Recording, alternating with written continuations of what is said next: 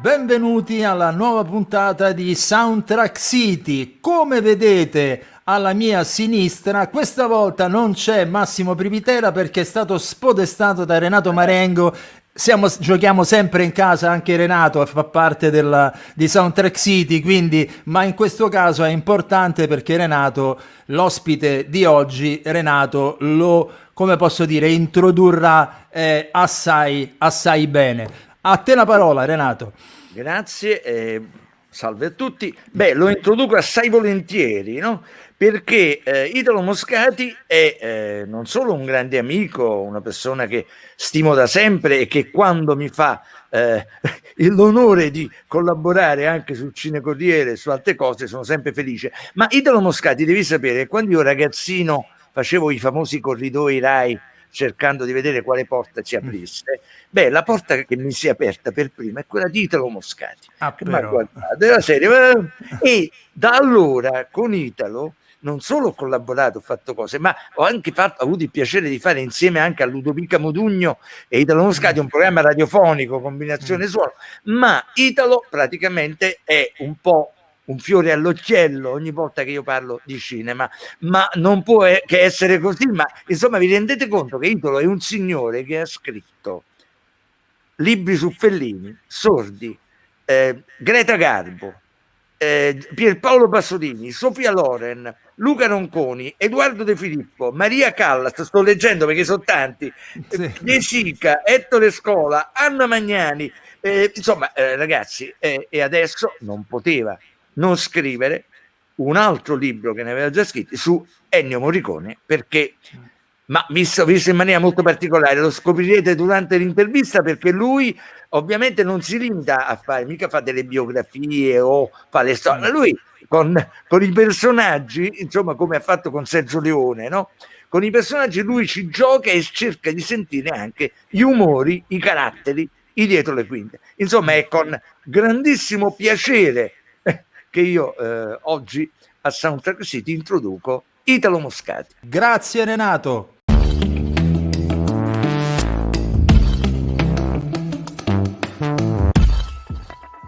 Salve a tutti, nuova puntata di Soundtrack City e benvenuto a Massimo Privitera di colonnesonore.net. Ciao Massimo. Ciao Marco, oggi abbiamo un ospite straordinariamente straordinario e gli Direi di aggettivi sì. sono tutti dovuti e Direi di meritati. sì. Allora, ne ha già parlato Renato Marengo in apertura, in introduzione. Abbiamo, insomma, giornalista, scrittore, intellettuale, Regista, docente, esatto, tutti gli atti da mettere. un profilo incredibile. Allora lo presentiamo subito. Ed ecco qui Italo Moscati. Salve, Buongiorno buongiorno. a voi, grazie. Buongiorno Buongiorno. Italo. Allora, è evidente che uno dei motivi per cui noi siamo qui con Italo Moscati, noi che siamo un programma che si occupa principalmente di colonne sonore, diciamo così, è la sua ultima fatica libraria. Sto parlando di il titolo basta e avanza, cioè Ennio Morricone, più Più chiaro semplice di e così. lineare, più chiaro di così. Certo. E allora, io faccio la prima domanda, che io so che lei aveva anche un rapporto d'amicizia con Morricone. Quando si parla di Ennio Morricone, almeno per noi musicisti, rappresenta una sorta di monumento, soprattutto se si parla di musica per cinema, evidentemente, ma non solo. Da cosa è nata questa intenzione, questa voglia di raccontarlo in questa maniera, peraltro come ci diceva Renato, quasi da backstage di Morricone stesso? Ma è nata dalla conoscenza con Morricone perché a un certo momento abbiamo dovuto lavorare insieme. Si torna agli anni 60, anzi proprio intorno al 68, diciamo, in cui la Cavani ed io abbiamo scritto una sceneggiatura, Antigone, e su quello si doveva lavorare per fare una storia che non fosse del passato, ma che fosse anzi invece di grandissima attualità, perché come voi ricorderete, anche se siete giovanissimi, che la situazione in Italia, ma anche nel mondo, aveva una parola che tornava spesso: contestazione. E quindi la contestazione è stato l'elemento diffuso in Europa, ma non solo. Il cinema americano ne ha parlato in lungo e in largo, come abbiamo fatto anche noi e i francesi, e quindi ci è venuta lì questa idea di chiamare appunto un personaggio come Morricone per darci una mano sulla musica, perché che musica puoi fare su un testo che viene da lontano, ambientato a Milano, che è una città moderna. Ci sono delle situazioni che sono state ideate dalla sceneggiatura che erano forti, per esempio nel centro di Milano, proprio nelle strade principali, una serie di corpi proni nella strada, immobili, per sottolineare la repressione che c'è stata da parte del potere e mettere in moto il personaggio di Antigone e quindi la voglia di ribellarsi a quello che è accaduto. Episodi che allora avvenivano. Questo episodio aveva una caratteristica, cioè l'immobilità di questi corpi doveva spaventare le persone in qualche modo, perché la polizia, il potere aveva detto: se prendete lo stesso abbrivio farete quella fine lì, non vi toccherà nessuno sui marciapiedi. Già in America erano usciti dei film sulla contestazione e anche in Italia, però questa cosa di Antigone, battezzata con i cannibali, che era la definizione di tutte le persone che contestavano il potere e venivano accusati dal potere stessi appunto di essere dei cannibali, cioè dei personaggi arrivati, efferati, e quindi doveva andare avanti secondo questa rotta individuata dal potere. Cioè. E quale fu l'approccio musicale di Ennio Morricone a questa Antigone? Ecco, perché questa è una cosa che poi incaricato proprio io. Ma io non conoscevo allora Morricone, lo conoscevo di nome, ma non l'avevo mai incontrato. E avevo voglia di conoscerlo perché era una persona già allora importante, quindi anche il libro ha cercato di illustrare, il libro che ho fatto, un po' chi era lui, perché non so, era anche una figura che non si metteva tanto in pubblico, era una persona che ha lavorato anche dopo gli studi, dopo anche le cose fatte in televisione di vario tipo. Era una persona che, a differenza di tanti cineasti e di tante altre persone che lavorano nello spettacolo, si teneva, secondo me, intelligentemente un po' da parte. Ma da parte per cosa? Per studiare meglio, per fare più cose di quello degli altri, per cui io ero soltanto interessato al suo lavoro, ma lo invidiavo perché la sua attività era strepitosa, anche come numero. E alla fine, quando nel libro dovevo dire quante colonne sonore aveva fatto, no, contate, sono 1200, una cosa impressionante. E allora ero lì che avevo anche una specie di arrière-pensée, cioè che i musicisti molto spesso, quando non riescono a sbrigliare tutto il loro lavoro, perché la massa enorme che hanno davanti può essere poi aumentata dalle esigenze degli autori e delle esigenze anche tecniche, allora avevo l'idea che ci fossero questi musicisti che ogni tanto usavano le musiche già usate in un altro film, trasformabile minutamente in un altro film. E questa cosa qua io la dessi subito a lui, perché volevo farlo spiritoso naturalmente, ma lui che invece era più serio di me, questa cosa che non gli è piaciuta tanto, perché era come dire: ma come, lei già dubita di me, anzi tu dubiti di me? Allora io ho cercato di spiegare che volevo fare appunto un modo, visto che non ci conoscevamo, qualcosa che rompesse un po' il ghiaccio. Mi piaceva parlare con lui anche perché quello era il primo film che sceneggiavo. Liliana mi aveva caricato di responsabilità nel mio approccio con una persona che ancora non aveva lavorato con lei, e quindi niente, il ghiaccio si è rotto proprio subito su questo equivoco, cioè che io dubitavo di lui, ma mi piaceva appunto pensare che nell'elaborazione di un film tutto si tiene per la gloria del film stesso. E così fu, e quindi da quel momento la simpatia aumentò, proprio perché capì anche lui che io volevo fare l'ironia. Lui non è proprio un personaggio che vuol fare l'ironia, non è, è sorridente, è una persona civile, Quindi abbiamo trovato l'amicizia sulla base appunto di un sospetto che avevo creato semplicemente per aprire una strada. Quindi il lavoro si è distinto, nel senso che mentre noi continuavamo a perfezionare la sceneggiatura, si preparavano le riprese, Ennio si preparava alla colonna sonora, aveva letto il soggetto, aveva capito che era una cosa che non era facile, era forse anche un'idea nostra, no, quella di forzare la storia, forzare le scene, forzare Milano come ambito di luogo dove girare, e quindi era una cosa che era non un salto nel buio, ma certamente serviva un'attenzione, un garbo e una profondità. No, scusami Marco, Italo, nel frattempo che Marco le fa la domanda, io le faccio una sorpresa, quindi scompaio un attimo e riappaio. Per andare già ho capito, andare a prendere una copertina sicuramente. Okay. Sicuramente, scompaio un attimo. Allora, mentre Massimo va a prendere questo oggetto, allora io invece è una domanda che le faccio. Il libro inizia con una frase riferita al rapporto tra Morricone con il suo maestro, ovvero Goffredo Petrassi, con una frase che pronunciò dopo aver ascoltato le musiche del film per qualche dollaro in più. Petrassi prima si complimentò e dopo gli disse, da maestro appunto, recupererai, sono certo che recupererai. Quanto ha contato il giudizio di Petrassi nella vita intera proprio artistica di Morricone? A me sembra moltissimo. Anche sì, anche per me è moltissimo.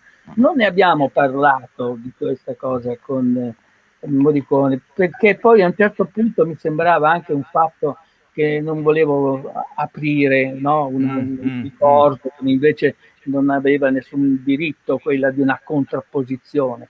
Ma la frase che aveva detto Petrassi mi è sembrata incredibile da un certo punto di vista, no? Per cui c'era, non dico un divieto, ma quasi un consiglio. Sì. La tua musica non è questa, la tua musica è un'altra. Cresci ragazzo, se vuoi crescere vieni da noi che siamo delle persone dove ti portiamo a un risultato che sono più ampi, più profondi, più intellettuali. Questo era la cosa che temeva Petrassi. Il padre Petrassi aveva fatto delle musiche per il cinema, non tantissime, però era una persona che aveva anche trovato dei registi importanti con cui lavorare precedentemente. Quindi la mia notazione, recuperandola, era quella in un certo modo di come nella musica stessa ci fossero poi delle idee che potevano essere addirittura non solo precise, ma addirittura autoritarie, no? Beh, io sono Petrassi, tu vieni qui, studia quello che ti dico io, mentre che era anche questo un equivoco, perché i complimenti che faceva Petrassi al suo allievo erano alti, gli ha detto mi piace la cosa, hai trovato un tuo modo, però per il resto vieni da noi. Ecco, e lui naturalmente, come le persone che hanno, come dire, un certo timore, una certa sensibilità, non voleva dispiacere al maestro, ma voleva andare avanti con la sua strada, anche perché lui già aveva cominciato a comporre canzoni, a stare in televisione, alla radio, era una persona che era entrato lì nel massimo dei momenti della musica del cinema italiano, una cosa che non è mai più accaduta, insomma, no? C'erano anche compagnie straniere, c'erano sale di registrazioni credibili, quindi a un certo punto il destino era quello che già lui stesso, Morricone, aveva creato. E Petrassi poi a un certo punto più anziano, insomma, si è poi allontanato, diciamo, dalla funzione del controllo, anche se a un certo punto poi la cosa era talmente aperta e fatta in pubblico che Morricone non se ne è più preoccupato, insomma, in qualche modo c'è stata una distanza tra di loro e lui ha continuato così come aveva iniziato. E quindi ecco, quello mi sembra qui. Ecco qui la copertina appunto dei Cannibali. Veramente un capolavoro di musica. Sì, sì, no, poi la cosa bella, per esempio, i film nascono anche da una specie di complicità che nasce proprio sul set e sulla sceneggiatura. Cioè, non ci sono delle operazioni di sceneggiatura che a volte hanno questa voglia di essere definitive per tutti gli aspetti del film. Ma con Liliana, io e lei, abbiamo trovato una sintonia che era quello di scoprire le cose, di non programmarle, cioè da avere dei punti di riferimento, ma non da non trovare delle soluzioni che potevano essere utili al film, ma soprattutto utili al discorso del film, perché quello che ci importava. Tornando a Morricone, che è un po' che è ovviamente il protagonista di È il questo nostro libro, è il protagonista. nostro protagonista, mi è rimasta molto impressa una descrizione di un determinato periodo del cinema, immagino anni 60, di cui Morricone è stato protagonista e testimone. Questa fase viene descritta nel libro.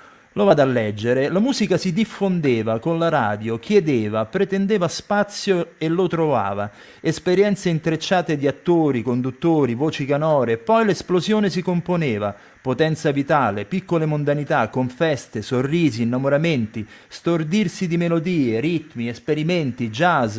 Ecco la strada che gli si offriva. Ennio approfittava della potenza vitale della musica soprattutto attraverso il cinema conquistatore. Imparò in fretta a Cinecittà. Mi sembra una descrizione bellissima di un momento di veramente di una stagione bellissima del cinema, proprio quella del cinema italiano. Forse è di questo di cui Morricone si è innamorato e l'ha fatto fuggire dalla lezione di Petrassi. Ora la metto così, però. Sì, no, ma è esattamente così, nel senso che ma, dobbiamo anche tener conto anche che eravamo giovani, giovanissimi anche noi, però insomma eravamo delle persone che erano un po' contagiate da quello che stava avvenendo, e non solo appunto in Italia, come abbiamo detto, la contestazione è una parola che si riempie di mondo, e quindi già il cinema americano, quello francese, la moltiplicazizione delle influenze, cioè il mondo giovanile aveva praticamente pervaso questa azione contro il potere che non aveva delle dimensioni ideologiche precise, ma era una specie di fastidio, di non voglia di seguire le cose del passato, avevano voglia anche di inventarsi una musica, un teatro. Io poi nel periodo mi occupavo anche moltissimo del teatro d'avanguardia americano e italiano. Noi avevamo Carmelo Bene, ma là avevano, fece un'inchiesta su tutti gli spettacoli fuori Broadway, una cosa di qualità estrema, insomma, ero in mezzo alla contestazione, ci stavo benissimo, era una cosa veramente importante, ma il bilancio che io faccio di quel periodo è che tutto il cinema, tutto il teatro, tutta la letteratura che cercava di contare, non quella tradizionale che cercava appunto di rievocare, portò anche un effetto straordinario nel cinema. Il cinema è cambiato all'inizio degli anni 60 in maniera colossale, ha influenzato il terzo mondo, insomma ha allargato il mondo. E noi eravamo con un musicista che aveva con Sergio Leone allargato la musica. E quindi questa cosa qui è un'altra cosa che mi dà i brividi, perché io poi ho scritto un libro su Sergio Leone, no? E quindi questa nascita del rapporto fra due persone così, che si volevano bene, ma anche poi disputavano sulle idee, e la musica scompariva, diventava un rumore, un canto, tante cose, tanti elementi sonori. E anche quello, per esempio, io lo iscrivo proprio a Morricone come un elemento di grandissimo cambiamento del cinema italiano. Se uno vede i western, come mi capita in televisione, di pescarli, di guardarli, vedo sempre che quelli americani, che se non c'era Morricone, il Fest moriva prima, era già morto. Cioè, lui ha fatto una cosa che ha spinto anche il Tarantino anzitempo, cioè poi le persone che non avevano la sensibilità, se non quella armonica, melodiosa, di fare altre ricerche, altre promesse. Beh, lui ha riscritto proprio l'immaginario musicale del western Assolutamente. stesso. Sì, sì, Eh, e poi quando io poi seguivo queste cose, mi piacevano proprio le scene che avevano, non so, un rumore, un treno che sì, arriva, i colpi di certo, pistola, la pistola che colpisce quella corazza che si è messo l'attore sotto per il evitare poncio. appunto, sono tutte idee da questo punto di vista che hanno rigenerato proprio il western, l'hanno riproposto. Io ero negli Stati Uniti e ho visto che effetto ha avuto il Morricone, che è diventato famoso perché ha corretto la musica che era melodrammatica del western tradizionale, con grande Sì. rispetto anche dei musicisti, però lui ha cambiato. Non tutto quello che viene dalla tradizione può appartenere a quello che la realtà poi crea creativamente con i rumori e con tutte le licenze possibili e immaginabili. Io in questo trovo che lui è stato incredibile. un pioniere quasi. Sì, sì. Sì, un pioniere innovativo, tra È l'altro. pioniere, sì, è non facilmente da imitare. Ecco, questo No, sì. no, completamente. Anzi, a tal proposito, visto che poi lui ha adottato un po' degli stilemi della musica popolare tipicamente nostra, tipicamente mediterranea, utilizzando poi anche strumenti non strumenti come l'incudine, la frusta, il Certo. fischio e quant'altro. Lui l'ha resa molto più cruda, più violenta, più terracquea, più selvaggia ed era il contrasto con quella sinfonica grande R, tipicamente di Tiomkin, di Bernstein e di tutti quelli che conosciamo nel sinfonismo del western di John Ford, Howard Hawks e via Come no, discorrendo. certo. Però Moscati ci tenevo a dirle, con tutto rispetto nei confronti dei libri precedenti usciti al suo, ovvero tutte le disamine di Sergio Miceli insieme a Morricone, anche il libro biografico di Alessandro De Rosa con Morricone stesso e tanti altri che sono usciti sia durante la vita di Morricone che dopo la sua scomparsa il 6 luglio scorso. Mi è piaciuto moltissimo nel suo libro questi brevi stralci di definizione di Morricone, perché li trovo veramente visionariamente anche molto più ampi rispetto a quello che è stato scritto precedentemente. Lei dice che Morricone è affascinante e segreto, un Morricone obbligatorio, un Morricone che i registi li ha studiati ma non li ha obbediti, un uomo di musica di poche parole pesate, un maestro dell'instancabilità. Qual è che tra queste lei ritiene la più, io credo tutte, ma la più calzante alla personalità che Morricone aveva in verità e che lei ha conosciuto anche proprio De Visu? Sì, no, io ho l'impressione che l'incontro per i cannibali ha coinciso con un bisogno dello stesso Morricone di cambiare un po' sistema di composizione e anche di, come dire, di servire la narrazione con degli elementi anche tecnici o anche semplicemente con strumenti o richiami e quindi di portare la musica fuori magari dai luoghi sacri, come Petrassi voleva che invece lui non facesse. In qualche modo è stato un tradimento, ma il tradimento in questo caso qui ha creato veramente un cambiamento formidabile nel racconto western, perché lo ha recuperato nelle sue dimensioni reali, mentre prima se uno vede i film western in America sono una grande apoteosi melodica e struggente di un paese che poteva essere paese violento e quindi aveva delle musiche che sottolineavano questo aspetto, o invece grandi spazi, grandi montagne, musiche in cui la gente si perdeva. Ma il Morricone ha fatto tutt'altro, ha messo la satira anche dentro alle Vero? musiche. La pistola, il duello con la pistola contro all'attore che porta una cosa d'acciaio che poi l'effetto diventa musicale perché tutto ciò che la musica eh, può determinare come reazione, come sottolineatura, se non è fatta con questa libertà che aveva Morricone, non poteva funzionare, funzionava l'elemento sorpresa. Quando il treno entra, tu senti che c'è un fischio che non assomiglia a un fischio, quando c'è l'armonica dell'attore di Bronson, cioè sono tutte cose che fanno parte di un elemento che sta tra il cinema, la pittura, la scultura e, come dire, la vocalità delle cose.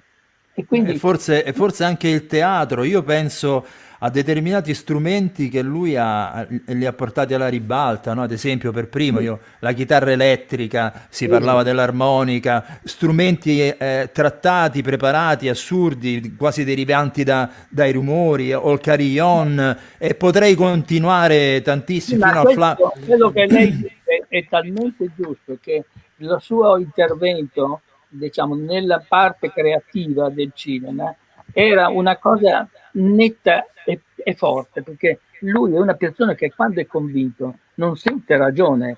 Mi ha raccontato anche non delle litigate, ma dei confronti che ha avuto anche con Sergio Leone, che si guardavano seduti nella casa all'Euro e prima di mettersi d'accordo litigavano, come mi ha detto la moglie, perché l'altro insomma doveva arrendersi il Leone, ecco.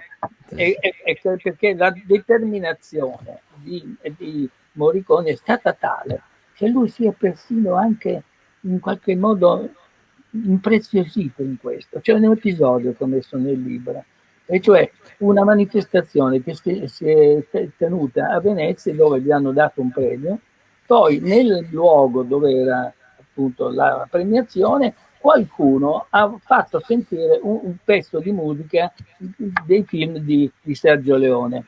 E lui si è arrabbiato da morire perché era in un posto dove lo premiavano come grande musicista e l'hanno fatto sentire non la musica per cui era stato premiato, ma un elemento che era in qualche modo un'appropriazione, no? Invece, e allora lui si è arrabbiato e ha impedito che la proiezione continuasse. Allora, io penso che l'artista è così.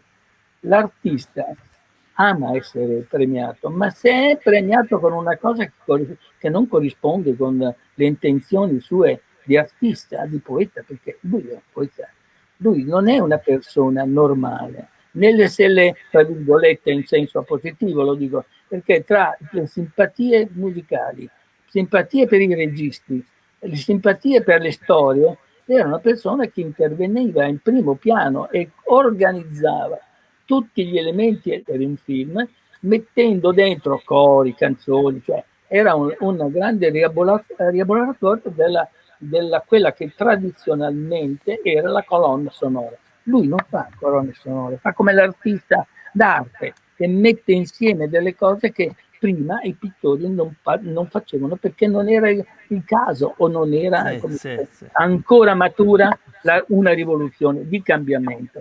Quindi poi lui si era anche stancato di fare questo lavoro e a un certo punto voleva recuperare qualcosa che gli piaceva avere, perché lui voleva essere sia bravo che anche facendo il preghistiano. Cioè lui che voleva essere tutte le cose in commedia di una persona che non sta al livello delle necessità così magari semplicemente di vendita o di smercio o di persuasione che alletta lo spettatore, voleva essere uno che stava all'avanguardia delle cose. E quando a un certo punto si litigava con Leone, eccetera, era una cosa che era una lotta tra due persone che hanno esperienze diverse e si devono trovare. Ma io quando penso che il cinema italiano aveva al suo interno questi personaggi che confliggevano, il nostro cinema era grande. Quando a un certo punto muoiono le cose, tutto sembra in qualche modo componibile senza peraltro né una lite né uno scontro, un confronto. Ecco, il cinema italiano è stato bellissimo quando tra gli primi anni 50 e gli anni 60, i primi 7-8 anni degli anni 60 è stato formidabile, c'è tutto lì ed è una cosa che francamente la cosa che naturalmente succede che tutta la parte neorealistica è un blocco a parte, no? E quindi si porta i suoi autori, De Sica, lo primo Prellini, però poi tutto diventa un'altra cosa. Tutta la parte che comincia con la commedia, non la commedia all'italiana, la commedia degli italiani, cioè i registi hanno fatto una cosa che è un ritratto dell'Italia clamoroso. Se tu lo vuoi prendere in giro, che i critici, i più magari incapaci di capire la sostanza delle cose, chiamavano all'italiana, per dire, è una cosa poveretta all'italiana. No, noi non abbiamo fatto delle commedie solo all'italiana, abbiamo fatto dei testi incredibili. Pensate a Germi, quello che ha fatto paese, ma tutti erano tutti così. Di Monicelli, di Dino Risi, cioè io frequentavo quella gente lì, gente con il cervello e anche con il, come dire, con il divertimento di cambiare, di sorprendere, di entrare nella cosa che sembrava più normale, magari anche più scontata, anche comica, rischiando, però mettendoci dentro dei contenuti che adesso noi non mettiamo più.